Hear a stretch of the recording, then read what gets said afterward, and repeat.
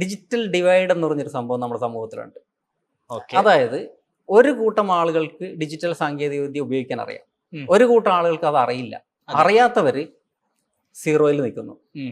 അറിയാവുന്നവർ, ഈ സാങ്കേതിക വിദ്യ ഉപയോഗിക്കാൻ അറിയാവുന്നവർ ലക്ഷങ്ങൾ ഉണ്ടാക്കുന്നു. അതെ. അപ്പോൾ എൻ്റെ ഒരു ഇതിലെന്ന് വെച്ചാൽ എല്ലാവർക്കും ഓൺലൈനിൽ ഒരു പ്രസൻസ് എങ്കിലും വേണം, എവിടെയെങ്കിലും. ഉറപ്പായിട്ടും. അന്ന് ഫേസ്ബുക്ക് ഇല്ല. അതെ. അപ്പോൾ ഒരു പ്രസൻസ്, ഫേസ്ബുക്ക് ഉണ്ട് പക്ഷെ എത്ര പോപ്പുലർ അല്ല. അന്ന് ഓർക്കുട്ടാണ് 2013 ഞാൻ ഇത് ലിസ്റ്റ് ചെയ്ത് സ്റ്റാർട്ട് ചെയ്യുന്നത്. ഓക്കെ.